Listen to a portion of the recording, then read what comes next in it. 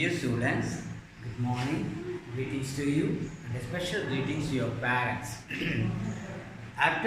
During this Corona season, our schools are not functioning, but don't waste your time. Be safe at home. We are here to help you to make you a successful person.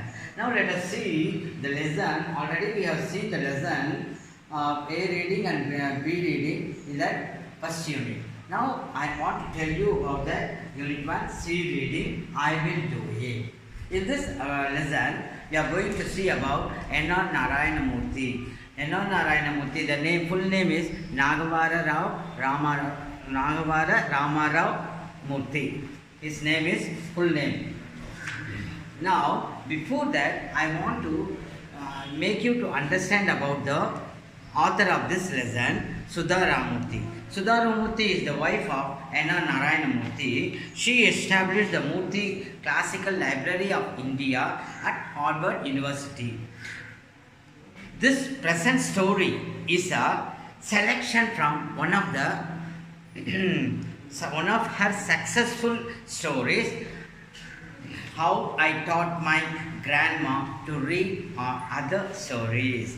Now, you know about that Sudha Ramurthy. Let us enter into the lesson. I will do it.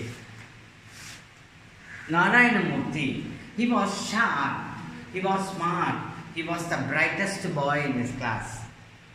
His seniors used to ask him any doubts to solve the difficulties in the lessons in science. He could have gone unnoticed in a crowd, but once you asked any questions in that related to physics or maths, there is a spark in his eyes. He could grasp the theories faster than the speed of light. Now, he came from a poor but educated family. His father was a high school teacher. And he is an English teacher. He is an avid reader of English literature. He, like all the boys in his class, was trying to get in admission in the engineering colleges. The brightest one wanted to study in the Indian Institute of Technology. Now, the boy, along with his friends, appeared to that exam, applied to appear in the exam. They did not have any special book. Or coaching. All these aspirants, what is meant by aspirants?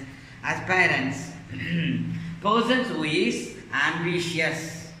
The persons who is ambitious, they are called aspirant. Now all these aspirants would sit below the shade of a stone mandap close to the Chamundi hill in the sleepy town of Mysore. Sleepy town, what do you mean by sleepy town? Sleepy town means peaceful city, peaceful town. Now, he sat under there, his seniors, his friends asked about doubts. At once he cleared the doubts for those friends, and he sat under the shade of a tree, and he dreamt about studying at IIT. The D-Day came. He went to Mysore and stayed there with the relatives and appeared for the exam. After some days, the results came. He had passed with a high rank. He was thrilled. He was delighted and thrilled and came to his father. Anna, I have passed the IIT exam with a high rank. Well done, my boy, his father said.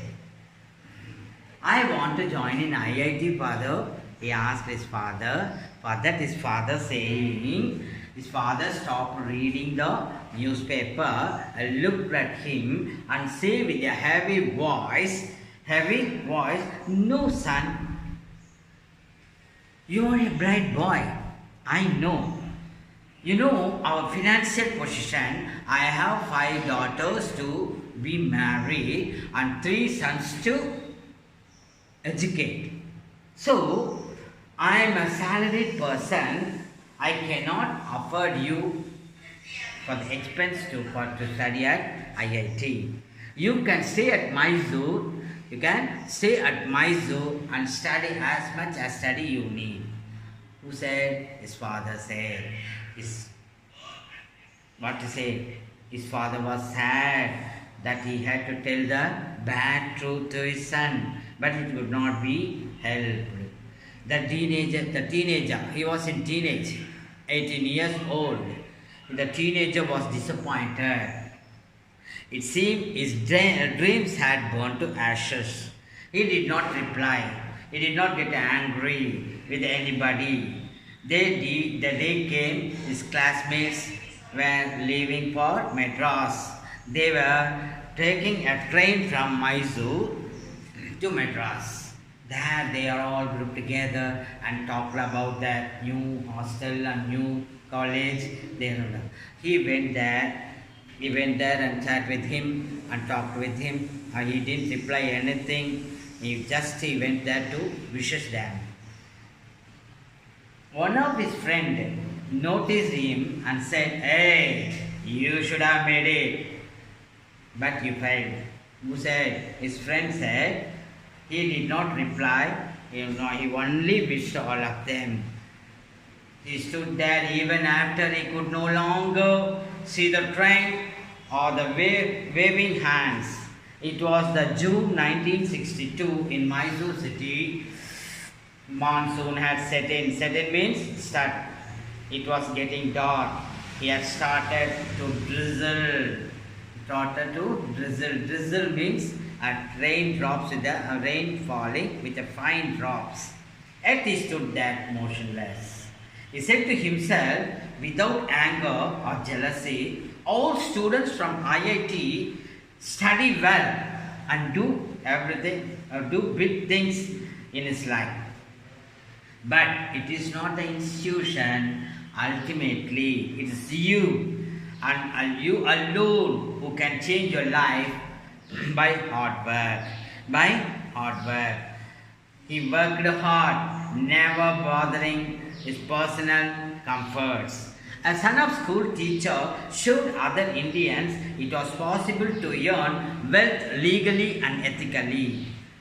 He built a team of people who were equally good. He shared his wealth with others. He never used the help of any caste, community or political connection to group in life. Probably he was not aware that he was following the philosophy of Bhagavad Gita. Your best friend is yourself and your worst enemy is yourself. He became a pioneer of India's software industry and started the information technology wave. Today, he has become an icon simplicity, uncompromising quality and fairness. Apart from being a philanthropist, he really believing in the motto, powered by intellect and divinity. He is none other than Nagavara Ramarao Narayanamurthy, the founder of Infosys, a leading IT company. Now we have seen. Thank you, children.